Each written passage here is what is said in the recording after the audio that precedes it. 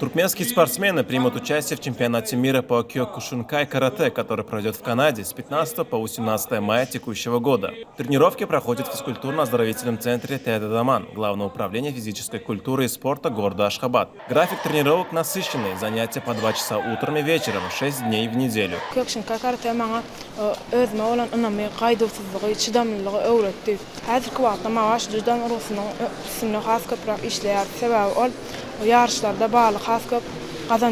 Готовит каратистов Марат Экаев. На этом посту он работает с 2013 года.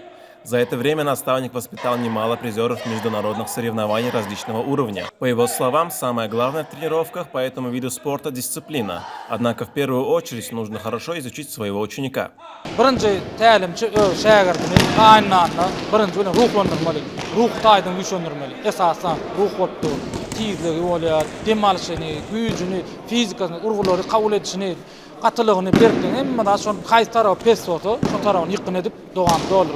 Даянчу Ходжамарадову 20 лет. Он занимается киошинкай карате более 4 лет. На прошедшем в прошлом году открытом чемпионате Туркменистана он занял 3-е место в весовой категории до 100 килограмм.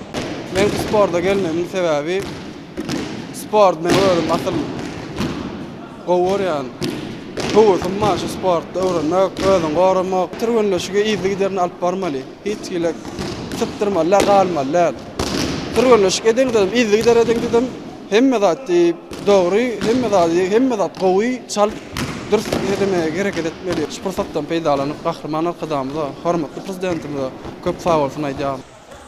Киокушинкай, основанный японцем корейского происхождения Масутацу Оямой, отличается жестким контактным стилем. В отличие от многих бесконтактных школ, здесь демонстрируется реальная сила ударов в полноконтактных поединках. В Туркменистане киокушинкай карате занимается более 1500 человек. Больше всего этот вид спорта популярен среди молодежи страны. Несмотря на распространенное мнение, что это исключительно боевое искусство, оно подходит и для детей. На сегодняшний день в стране работают более 40 тренеров. Национальный центр киокушинкай карате Туркменистана функционирует с 1993 года.